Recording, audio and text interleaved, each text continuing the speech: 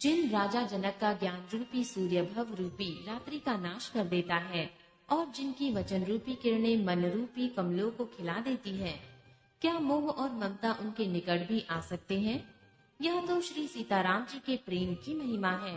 विषयी साधक और ज्ञानवान सिद्ध पुरुष जगत में ये 3 प्रकार के जीव वेदों ने बताए हैं।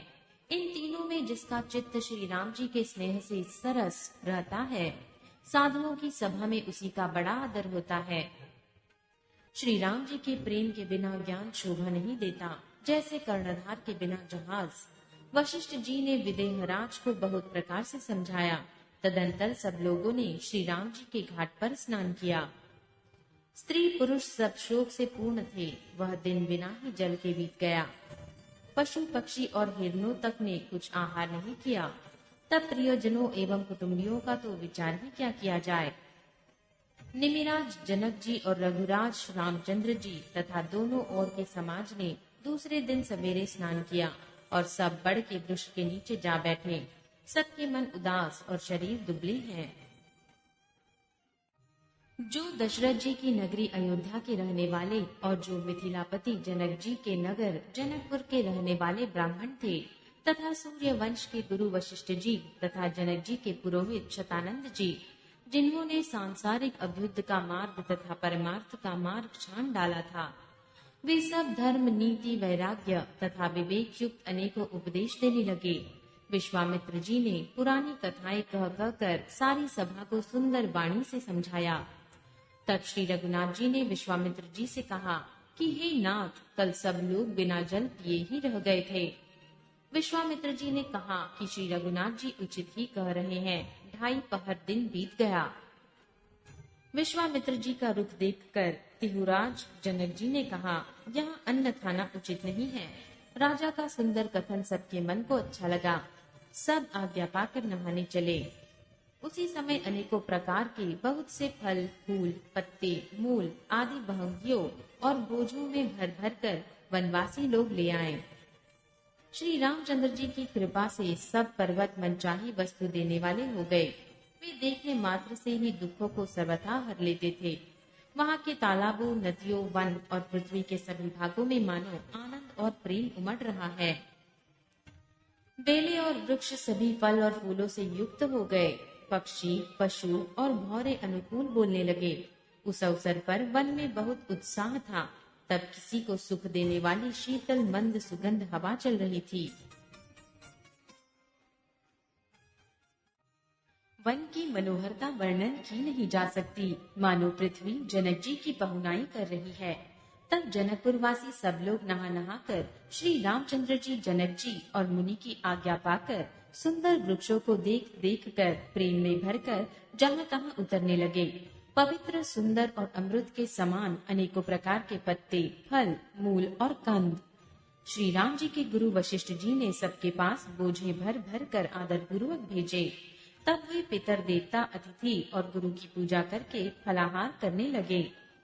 इस प्रकार 4 दिन बीत गए। श्री रामचंद्र जी को देखकर सभी नर नारी सुखी हैं।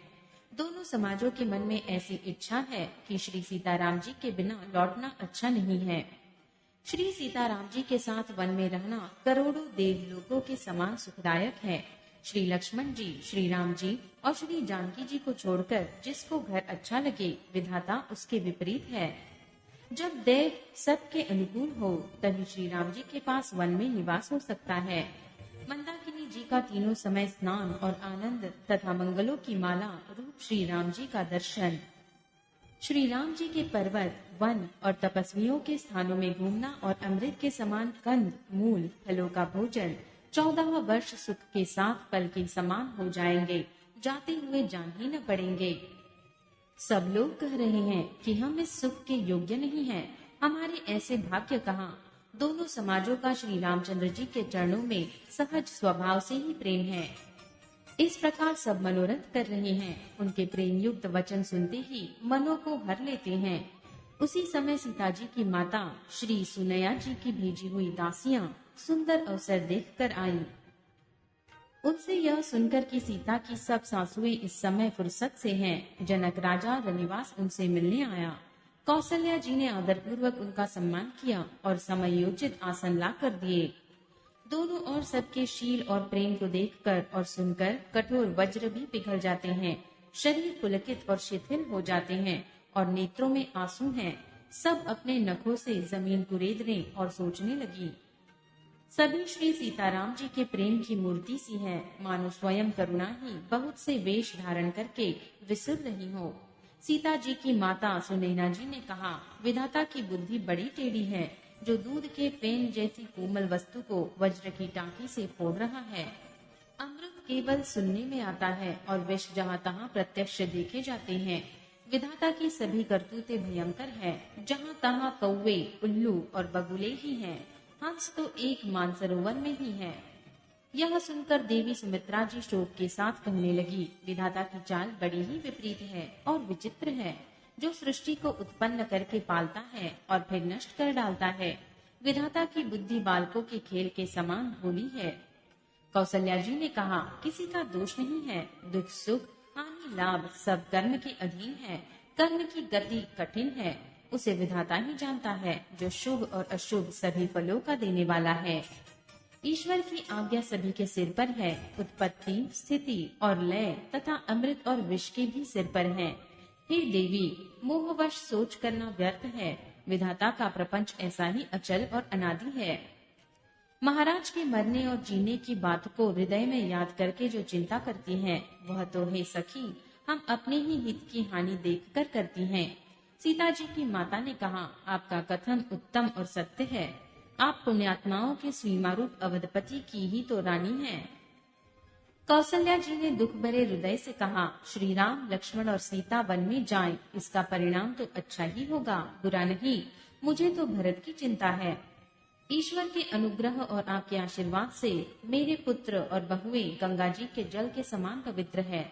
हे सखी, मैंने कभी श्री राम की सौगंध नहीं की, सो आज श्री राम की शपथ करके सत्य भाव से कहती हूँ। भरत के शील, गुण, नम्रता, बड़प्पन, भाईपन, भक्ति, भरोसे और अच्छेपन का वर्णन करने में सरस्वती जी की बुद्धि भी हिचकती है। सीप से कहीं समुद्र उलीचे जा सकते हैं। मैं भरत को सदा कुल का दीपक जानती हूँ। महाराज ने भी बार बार मुझे यही कहा था। सोना कसौटी पर कसे जाने पर और रत्न पारखी के मिलने पर ही पहचाना जाता है। वैसे ही पुरुष की परीक्षा समय पड़ने पर उसके स्वभाव से ही हो जाती है। किंतु आज मेरा ऐसा कहना भी अनुचित है। शोक और स्नेह में सयानापन कम हो जाता है। कौशल्या जी की गंगा जी के समान पवित्र करने वाली वाणी सुनकर सब रानियां स्नेह के मारे विकल हो उठी। कौशल्या जी ने फिर धीरज धरकर कहा, हे देवी मिथिलेश्वरी, सुनिए, ज्ञान के भंडार श्री जनक जी की प्रिया, आपको कौन उपदेश दे सकता है। हे रानी, मौका पाकर आप राजा को अपनी ओर से जहाँ तक हो सके समझाकर कहिएगा कि लक्ष्मण को घर रख लिया जाए और भरत वन को जाए। यदि यह राय राजा के मन में जच जाए तो भली भांति खूब विचार कर ऐसा यत्न करे। मुझे भरत का अत्यधिक सोच है। भरत के मन में गूढ़ प्रेम है। उनके घर रहने में मुझे भलाई नहीं जान पड़ती। कौशल्या जी का स्वभाव देखकर और उनकी सरल और उत्तम वाणी को सुनकर सब रानियां करुण रस में निमग्न हो गई। आकाश से पुष्प वर्षा की झड़ी लग गई और धन्य धन्य की ध्वनि होने लगी। सिद्ध योगी और मुनि स्नेह से शिथिल हो गए। सारा रनिवास देखकर थकित रह गया। तब सुमित्रा जी ने धीरज धर के कहा कि हे देवी, 2 घड़ी रात बीत गई है। यह सुनकर श्री राम जी की माता कौशल्या जी प्रेम पूर्वक उठी और प्रेम सहित सद्भाव से बोली, अब आप शीघ्र डेरे को पधारिए। हमारी तो अब ईश्वर ही गति है अथवा मिथिलेश्वर जनक जी सहायक हैं। कौशल्या जी के प्रेम को देखकर और उनके विनम्र वचनों को सुनकर जनक जी की प्रिय पत्नी ने उन्हें पवित्र चरण पकड़ लिए और कहा, हे देवी, आप राजा दशरथ जी की रानी और श्री राम जी की माता है। आपकी ऐसी नम्रता उचित ही है।